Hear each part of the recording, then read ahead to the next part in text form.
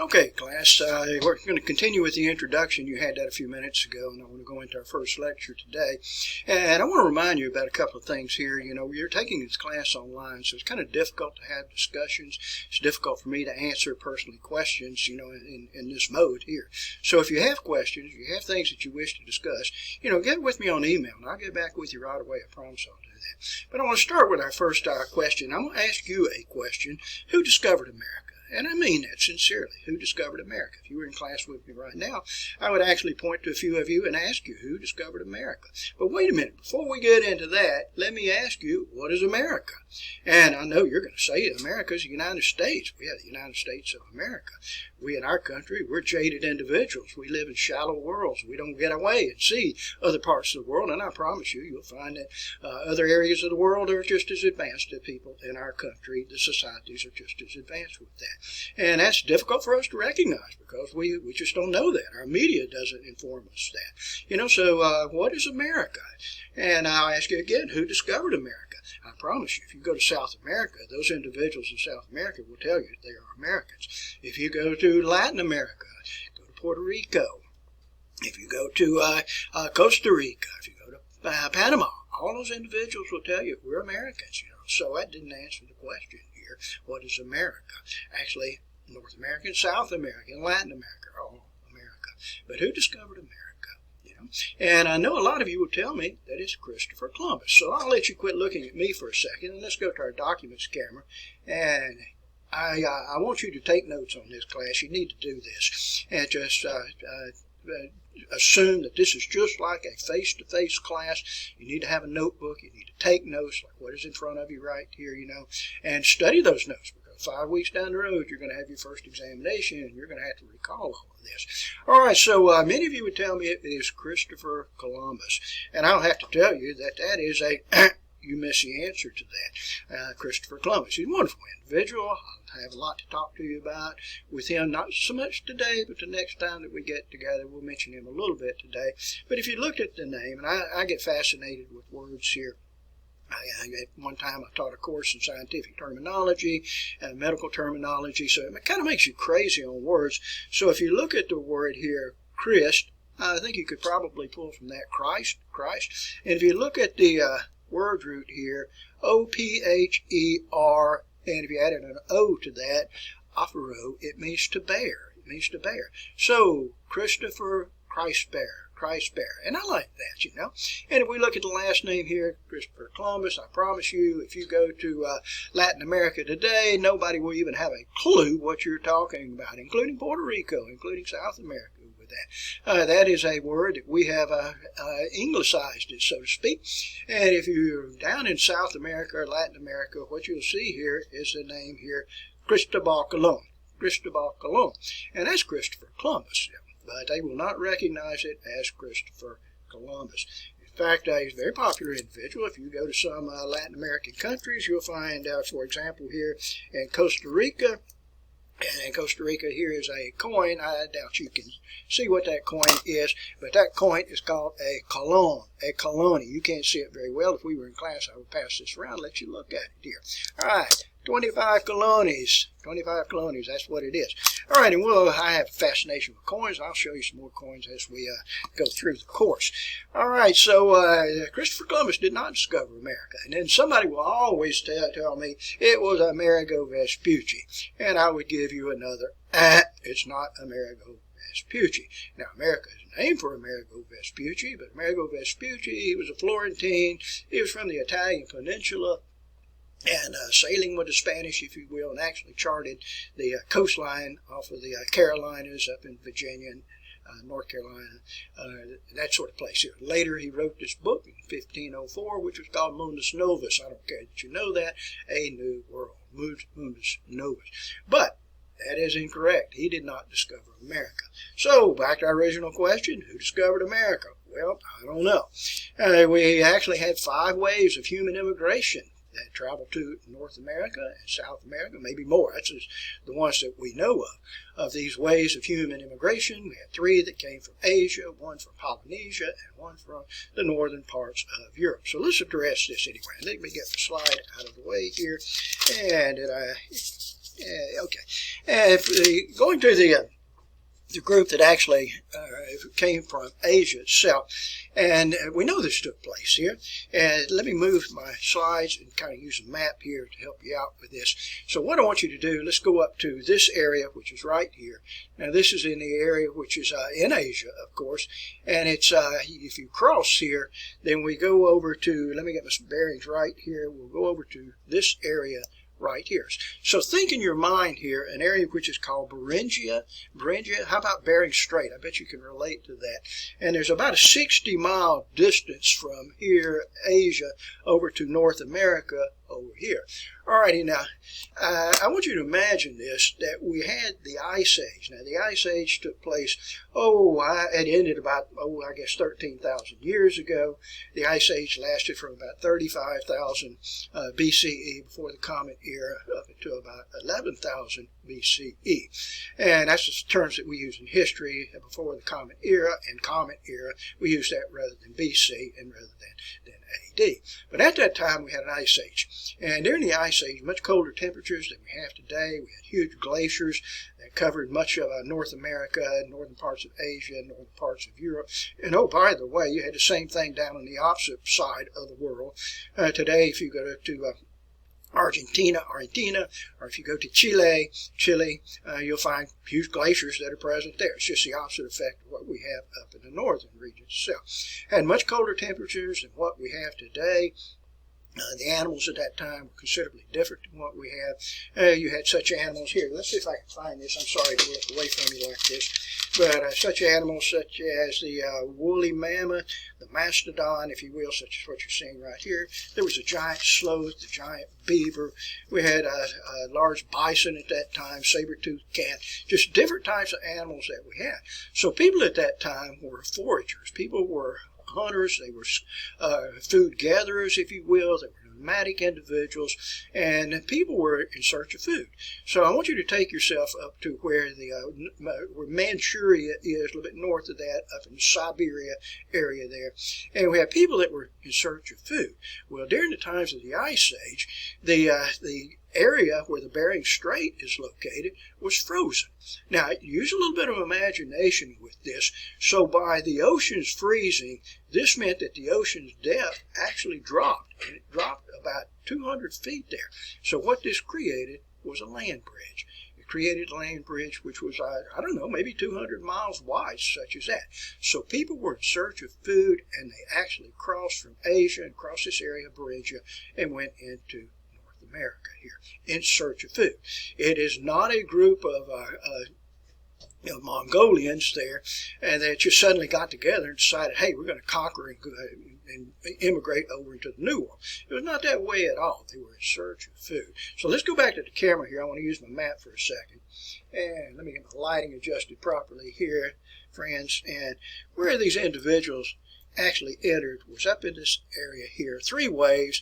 And for the first wave, they actually went down through North America, spread through North America, and you use your textbook to identify this, and made their way on into South America. And really by 8000 BCE, they made their way all the way down to the southern tip here of South America, in a place which is called Tierra del Fuego. Tierra del Fuego. And here I've got to put the word up here for you, the land of fire. Land of fire. During our next lecture, I'll tell you how they got that name there, the Tierra del Fuego. But that involves a Spanish explorer. Actually, he was a Portuguese explorer sailing under the Spanish flag. And I'll explain that later, too. All right, so anyway, that was the first wave. The second wave settled down in this region here of North America. And the third wave of human immigration actually remained up here in this area where my pencil eraser is. Those people today, we recognize them as the Aleuts or the Inuits, or more properly, you probably refer to them as Eskimos. All right, so those are the first 3 waves of human immigration. All right, we had another wave, which was my map. Yeah, I can use my map on this. Another wave which came from Polynesia. Now, Polynesia is down in this area here. And for these individuals, they made their way up into Australia, New Zealand, up where Hawaii is. You can imagine this. And actually crossed and entered into North America. I am unsure exactly where that was. If we look at my article here that deals with this, we can see the Polynesian connection. I would have this on the easel for demonstration purposes here. And you could read this for your enlightenment. This will be in the classroom, by the way. Okay, so that was the other way. And then we had yet again a wave that came from Europe. And where this wave of human immigration is going to take place from, let me adjust my book where you can see this a little bit. All right, this wave is going to take place. I work upside down here, class, so bear with me on this. And this wave of immigration is going to come from the northern parts of Europe, here, Iceland, up in this area, and will actually make their way over into this part of the world here. All right. Now, this group, of course, was the Vikings. These were the Norsemen. Here you see here. They were led by Leif Erikson. If you travel to Reykjavik, Iceland, it's a beautiful place, by the way. Go in the summer, obviously, and you'll wear long underwear in the summer, I promise you, you will. But there in Reykjavik, you can find this huge statue to Leif Erikson. Leif Erikson, who was the grandson of Eric the Red. Eric the Red. Beautiful, beautiful statue there, and a most beautiful church that's right behind it, which is not in your photograph. All right, and they settled up in the area which they named Vinland. And here you can see an article here that deals with Vinland. You can actually go up into Labrador to lots of meadows, and I see the old village there, and it was not a permanent settlement, but they did remain there for a period of time. It's a good story behind that. You can read about Leif Erikson and his half-sister. I almost said a nasty word, but I'll hold that back. And his half-sister, Fridis was her name. Okay, now, anyway, why are people looking to go elsewhere? Well, I've already mentioned to you, part of that was about food. All right, but in Europe at that time was pretty, shall we say, close-knit. They didn't get away from their major nation, if you will. There was not a whole lot of trading that went around, in international trading anyway. But we had an individual at that time whose name was Marco Polo. He's a young man. He was from the area of where Venice, Italy is located today. He's a Venetian. He was a Venetian. And he actually had his father and his uncle that made a trip, and they traveled from Venice, if you will. Let me see if I can use this map to help you out a little bit. And they made their way from this area right up here from Venice, and made their way across Asia, and actually went over into, let me find where we are here. Working upside down is difficult here. Made their way up into this area right here. This was where Beijing is located today. Daidu is what it was known as at that time. And they actually traveled there. And when they arrived there, they spent a year there, something on that order. Then they returned and went back to Venice. And they decided that they would do it again. And this time, they took with them the son. These were Marco and Matteo Polo, and took with them the son of Nikolai. That's what I meant to say a second ago, and his name was Marco. And they traveled back to Daidu, and they met the great Khan, who was Kublai Khan. Kublai Khan apparently took a fascination to Marco Polo, and he invited him to stay on his court. And for Marco, young Marco, he remained there for the next 17 years, learned all about his Chinese ways, his Mongolian ways, and finally, the year I'm talking about here is about 1292, and 1292, which is CE, by the way. And after 17 years, the Khan told Marco Polo, he said, "I think it is time that you return to your own people." And he did. And for Marco Polo, he traveled back, went up through the area where the Persian Gulf is today, and made his way back into Phoenicia. And that's where he wrote his book, which was called The Travels of Marco Polo. And it gave a description of a world that Europeans were unaccustomed to. Europeans were accustomed to European ways there. And they just didn't realize there was this great, big other world that was out there, and it was far more advanced than that of the European world, by the way. So this puts an incentive into the mindset of people that we can travel. But unfortunately, that incentive is going to go away. Primarily because we had a terrible, terrible disaster to take place in in Europe. It started in 1347. It was introduced by the Mongols, by the way, into a place which is called Constantinople. That's where Istanbul, Turkey is located today. If you haven't figured it out yet, what am I talking about? Let's go back to the documents camera here. And that, my friends, is known as the Black Death. The Black Death. More properly, it should be referred to as bubonic plague. It will be introduced into Constantinople in 1347. It has a 90% mortality rate. You know, if you contract it, you're going to die with that. All right, and it will begin to spread. And the maps of this have been generated from that time all the way to what we recognize as today, anyway. It moved at a rate of about 2 miles a day. Okay, and like I said, we had a 90% mortality rate, and through plague, this will take the life of about 33% of all Europeans. During this time in Europe, we had great starvation that was taking place there. We had incessant wars, and as a result of this, about 2/3 of Europe's population will die. Now, obviously, with that sort of condition, with 2/3 of your people dying, are you going to be interested in traveling? And I don't think you are. In exploration, I don't believe you are. So before we leave this topic here, what causes plague?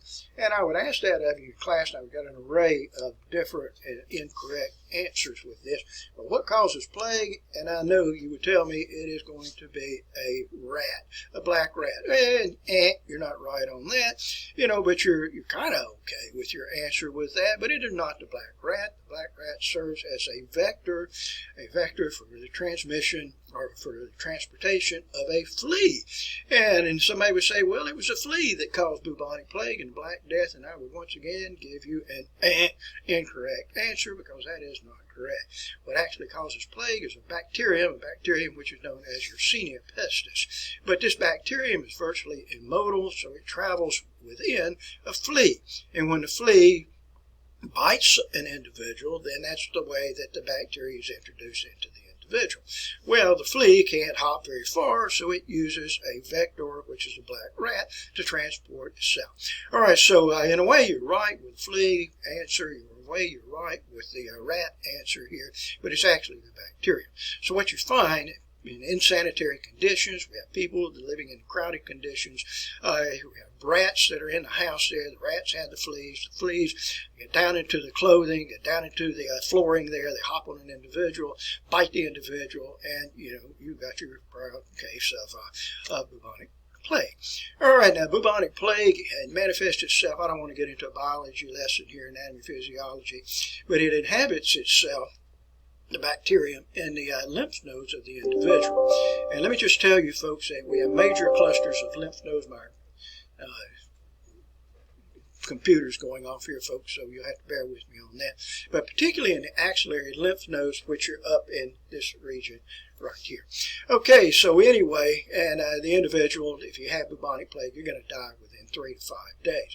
It can also be spread by coughing, transmitted through the air, and this can lead to pneumonic plague, and death from that, you know, is in a matter of 3 days.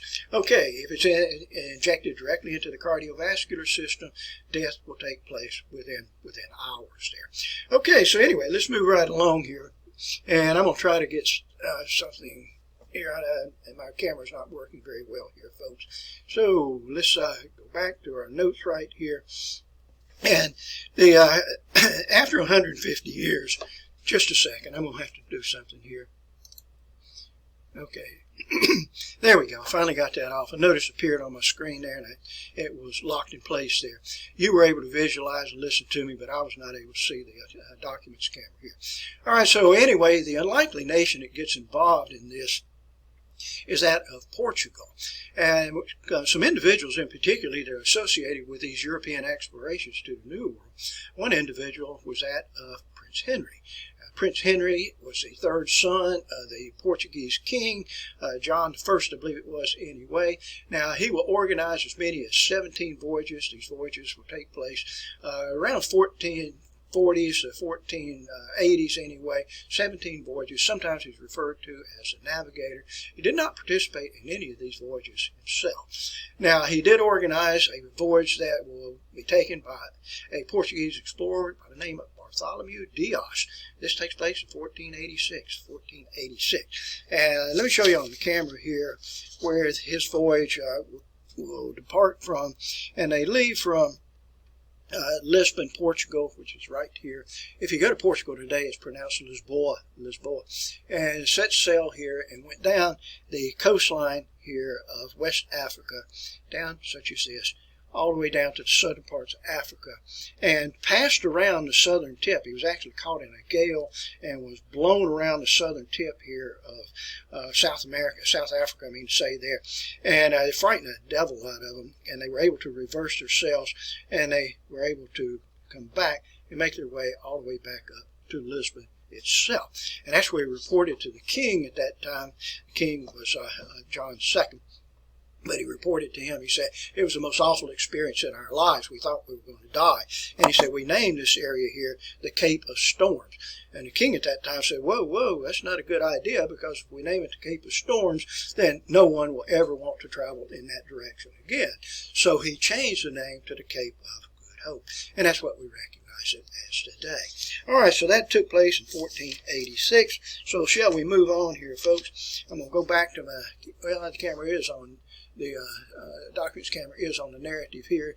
So another explorer here is Vasco da Gama. This is 1497, 1498. And let me remove this for a second.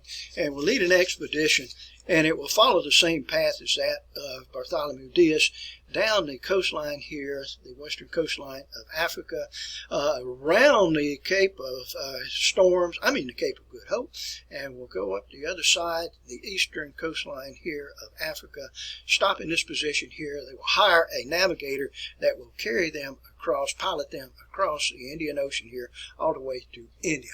All right, and that's where they arrived in Asia. They were able to load their ships with goods, spices, that sort of thing, and they were able to return successfully here. And that was great. They lost about half their crew and about a third of their ships when they did so. All right, that's Bartholomew Diaz. Another individual here is Pedro Cabral. If you translate that name, Cabral means goat, so it's Pedro the Goat's what it actually translates to mean, in 1500. And what Pedro Cabral had the intention of doing was replicating exactly what Vasco da Gama had done. And so he set sail, going down the West African coastline here, but was blown off course, and crazily enough, crossed the Atlantic Ocean and ended up over here in South America, oddly enough there, and laid claim to that area for Portugal. If you look to this area here, what is this country today? That is Brazil. And what is the language that is spoken in Brazil today? That is Portuguese here. Similar to Spanish, but it is a little bit different. If you go to Portugal today, you can try out your Spanish if you wish to do so, and you'll largely be snubbed by the Portuguese that are present there. They want you to speak Portuguese. I honestly do. Very similar languages, though a little bit different sound to it. All right, so anyway, that was that. So if we look at this, what has taken place here is that Portugal has largely explored over in this direction here. Portugal is exploring to the east. Well, I didn't write the name out for you, but the Pope at this time actually introduced a ruling, an edict, if you will, which was called the Edict of Tordesillas. And what that will literally do, it will divide the world down in this fashion right through here and give Portugal the authority to explore in this direction, and it will give to Spain the authority to explore in this direction here over to the west. All right, so let's get back to one of our old friends here, and that is an individual by the name of Christopher Columbus. Now, Christopher Columbus was born in Genova, what we call Italy today. He was on the Italian peninsula. He was born in 1451. He'll die in 1506. I'll tell you more about that in a later time. But he was trained as a navigator through the Portuguese. So he was actually a Portuguese navigator. And Christopher Columbus had this idea that the world was not square, that the world was actually round or oval shaped, if you will. And what Christopher Columbus had determined is that the Earth's circumference was 16,000 miles. Earth's circumference 16,000 miles. And what Columbus had decided is that a shortcut from this part of the world here to this part of the world here was not going in this direction, but he determined that a shortcut, a shorter path, would be in this direction right here. And he had calculated that he could arrive in China in that of 2,400 miles. Well, when he went to Portuguese authorities and asked him about this, the Portuguese authorities said, well, that's not true here. And he said the Earth's circumference here is 26,000 miles, and the distance here over to this side here, by traveling in this direction here, is much further than you think. And it was actually 10,000 miles, and Christopher Columbus thought it was 2,400 miles here. So Christopher Columbus is way off on his calculations. The Earth's circumference, by the way, is at 25,000 miles. So Christopher Columbus was denied funding by the Portuguese government to organize a voyage to the New World. And Christopher Columbus went to England, and England gave him the same response, that no, you're not going to be given funding to go to the New World. So what Christopher Columbus did, he went to Spain. And when he arrived in Spain, and he met with Queen Isabella of Castile. Isabel of Castile. Now, Castile is a central portion of Spain. It actually means the Queen Isabel of the castles. And when you go there today to Castile, you'll find that there's just many castles that are present there. And that's where Christopher Columbus presented his case to Queen Isabella. And you can see from the rendering here, Christopher Columbus standing there with his hand out, pointing to the distance here, and he's talking with Queen Isabella. She is in the white there on the throne here. And he convinced her that this voyage could be made by sailing to the west rather than sailing to the east. And she agreed to this. She honestly did. So Christopher Columbus put together a force, if you will, of 90 sailors. Let's see if I have this right here. Nope, I got it wrong here. 90 sailors here. Sailing on 3 ships. I'll give you the names for them in just a few seconds here. These ships were the Nina, the Pinta, and the Santa Maria. The Santa Maria is a square rigger, that's it, and closest to you. And the other 2 ships were caravels. Now, these ships are small ships. The Santa Maria is a little bit larger, but when you take 90 sailors and place them on those 3 ships, it was very crowded conditions with that. In other words, not everyone could sleep at the same time. So anyway, they set sail. Let me go back to my camera here so I can let you catch up, and you'll see some dates here that you might want to note. I don't hold you responsible for dates, by the way. But they're going to set sail in 1492. What did I write? It looks like I wrote 97. It's 1492. On these 3 ships, the Nina, the Pinta, and the Santa Maria, 90 sailors, they set sail, and they're going to set sail out of Palos. Palos is in Spain. It's not known as Palos today, by the way. You can go there if you wish to do so. 3rd of August in 1492, and they will be on the ocean for 10 weeks. And Christopher Columbus's crew began to murmur sounds, if you will, of mutiny. But finally, on the 12th of October, that is Columbus Day, by the way, 12th of October in 1492, land was sighted. 2 o'clock in the morning, land was sighted, and it was done so by this individual here, Rodrigo de Triana. He was a lookout in the crow's nest of the Pinta, and he voiced those very famous words, tierra, land. And Christopher Columbus, and by the way, a handsome reward had been offered by the Queen for the first person that spotted land. Well, Christopher Columbus the following morning said, well, I was the first person to spot land. I had a sleepless night, and I was out on the deck, if you will, of the Nina, that was his flagship, and I was the first one that spotted land. And for Christopher Columbus, he claimed the purse, he claimed the treasure, rather than unfortunate Rodrigo de Triana. It's still kind of a mystery was the island in which they landed in the Bahamas, but we pretty much know today that it was, we think so anyway, it was Watling Island. But Christopher Columbus named that island that he landed on. He named it San Salvador, Holy Savior, San Salvador. And actually on this first voyage, they discovered several other islands there too. Around the area of La Isla Espanola, that's where Haiti, and where the Dominican Republic is today here. All right, as it turned out on this first voyage, Columbus will make 4 voyages to the New World. But on this first voyage, the large ship, the Santa Maria, ran across a coral reef or sandberry, and it was stuck in place. And they never could free it, so they ended up dismantling the ship. And this was off the coastline, if you will, of Haiti. Haiti is the way you pronounce it anyway. And they constructed a hastily built fort there. And this fort, which they gave it the name Fort La Navidad. I think it was 39 sailors that Columbus left behind, and he promised on his next voyage the following year that he would return and rescue those guys. But when he returned, nothing remained there of Fort La Navidad. Here's an article I would have on display for you: The Lost Fort of Christopher Columbus. To this very day, we do not know where that fort is located. Something I failed to mention to you a few minutes ago, and I want to go back to Lisboa, Portugal, and share a couple of photographs with you. And this photograph is taken right where the river coming out of Lisbon, Portugal, meets the ocean, the Atlantic Ocean. And what you're looking at here is a large structure which is called the Tower of Balaam. Tour de Balaam. And you can actually go out there today if you wish to do so. And this is where the wives and girlfriends of the Portuguese sailors would go to say their departures, and would also recognize the return of these sailors after they've been gone on their year or two voyages. And after an adequate period of time, some of the women would go into the tall parts here of the tower there and look for the sails, and that's where the wives and girlfriends would gather and wait for these individuals to return. The Portuguese are very, very proud of their tradition of sailing, and today when you go there, not very far from the Torre de Balaam, probably 200 yards from that, look at this and imagine, if you will, that you're looking at the bow of a ship here, and these are the sails of the ship. And if you look up at the front right here, you can see all these famous Portuguese navigators. This is Prince Henry to the front there. The next individual behind him is Alfonso V. We go to the next individual back here. This is Vasco da Gama.